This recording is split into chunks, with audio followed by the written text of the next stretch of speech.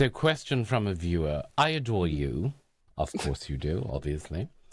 I own a small luxury jewelry business. It's just me and one member of staff. All my stuff is handmade, but I've only been in business for 2 years, so I don't have a lot of money for advertising or promotion. What's the best way to get PR or to get myself featured in magazines or on blogs in newspapers? Well, I'll tell you what isn't the best way. It isn't buying an ad in some glossy magazine. You know, that sort of magazine where, you have all of these perfume samples that fall out the minute you open the magazine? Oh, I love them, but yeah. Me too. But Yeah. but magazines like that, they're going to cost you a fortune. And generally speaking, you're going to get 3 phone calls. 2 of those phone calls are going to be from other magazines trying to sell you advertisements in theirs. And 1 is invariably going to be from a recruiter, because recruiters, for some reason, find you and harass you to death by trying to get you to hire somebody. Oh, yeah, they're just horrendous.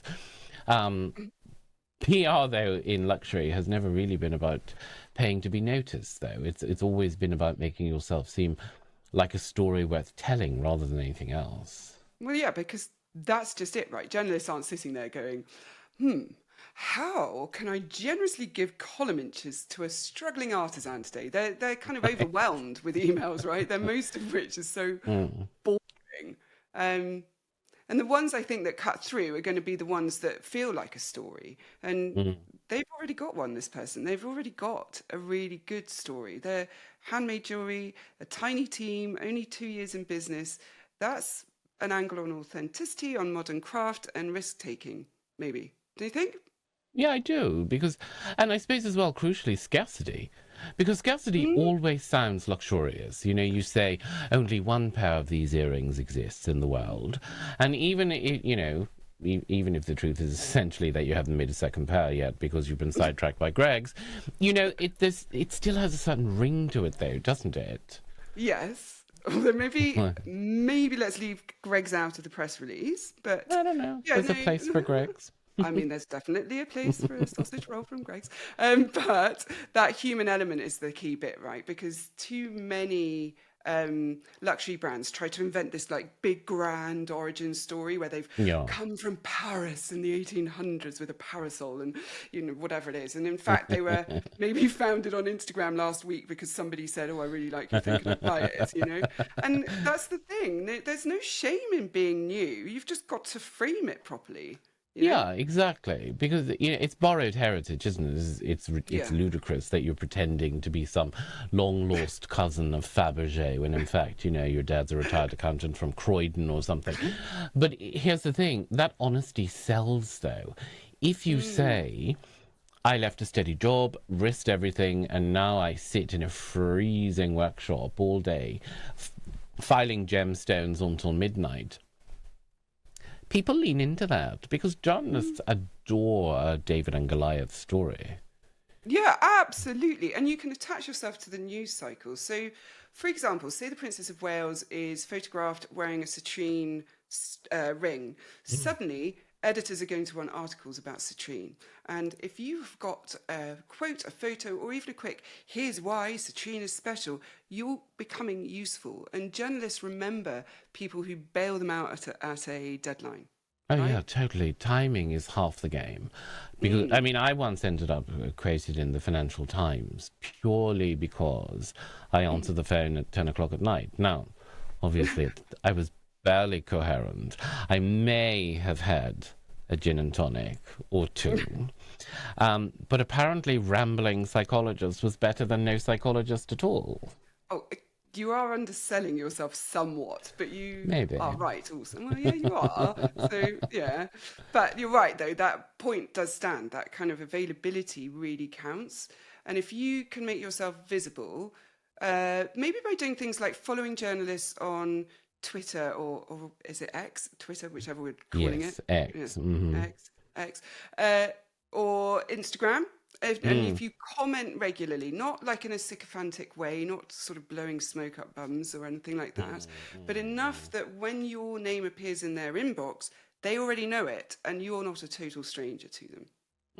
Yeah, no, that's true. It's networking, really, isn't it? It's networking online and without the canopy tray. Although, frankly, I do actually rather enjoy the canopy tray. Me too.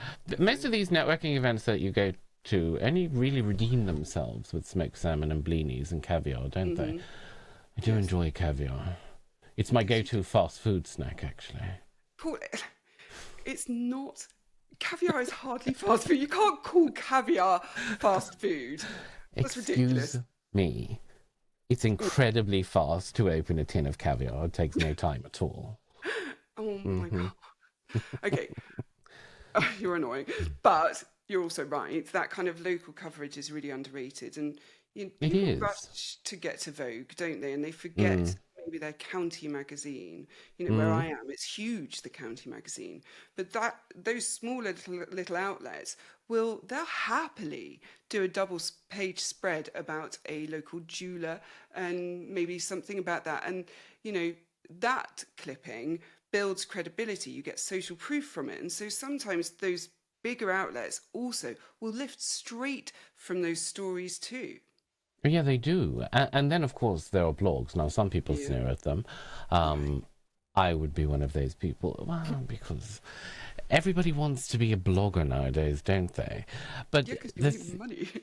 well, with the really good blogs, though, because, are really good because niche is where luxury thrives. You don't need a million readers. You need, I suppose, the right 500.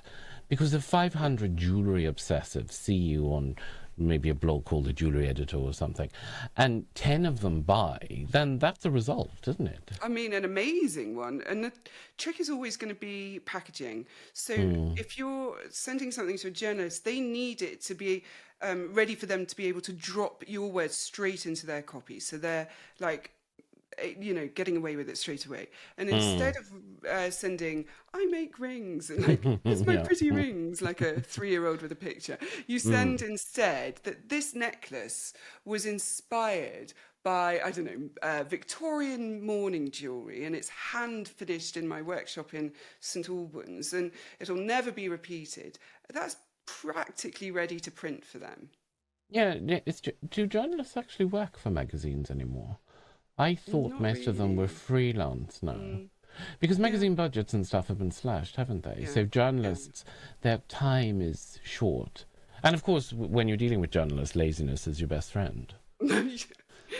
Paul, you can't, like, you've just insulted an entire profession. You do Oh, realise not that. at all. I deal with journalists every single day. Journalists know they're lazy. I mean, most of them wear it like a badge of honor. But it's true.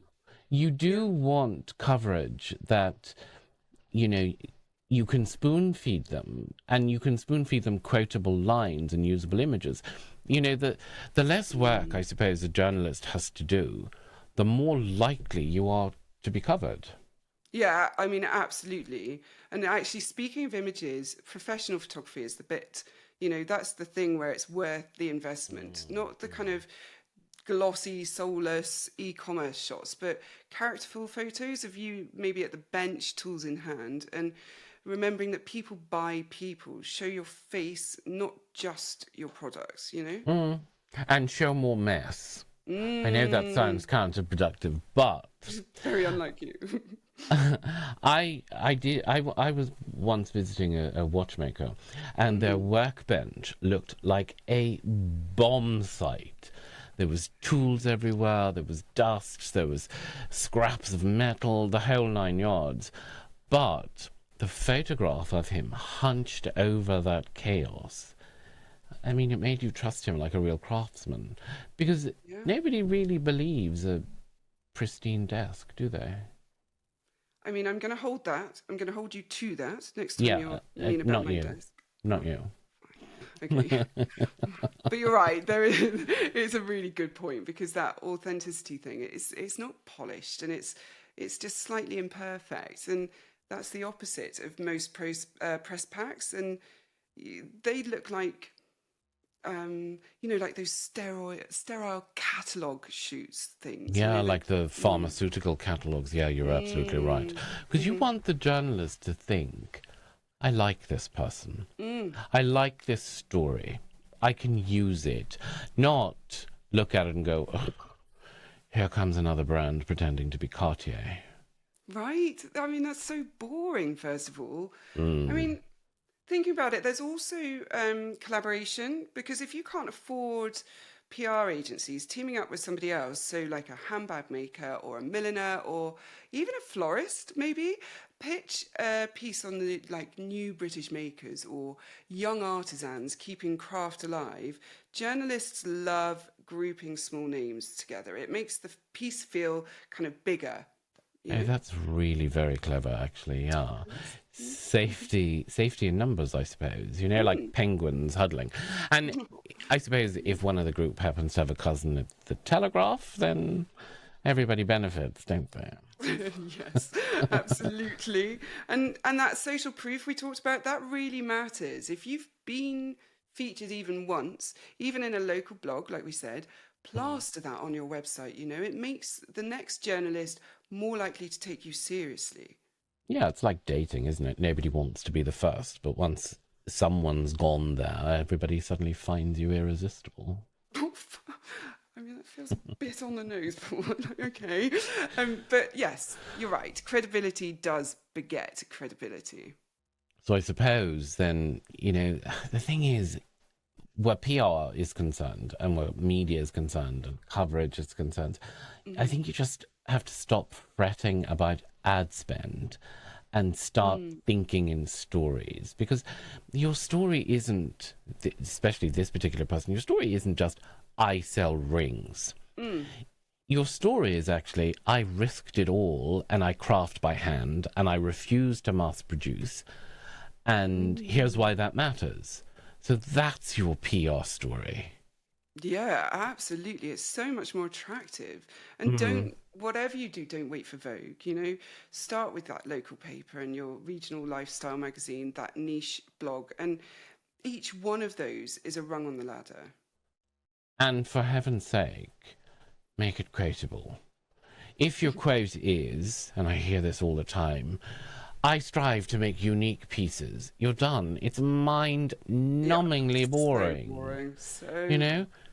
If it's every necklace is finished while my dog snores under the bench, boring. that's what's going to get printed. Yeah, absolutely. PR isn't money, it's a good story told well. And if all else fails, you know, maybe just bribe them with caviar. Oh, now you're talking my language. Absolutely.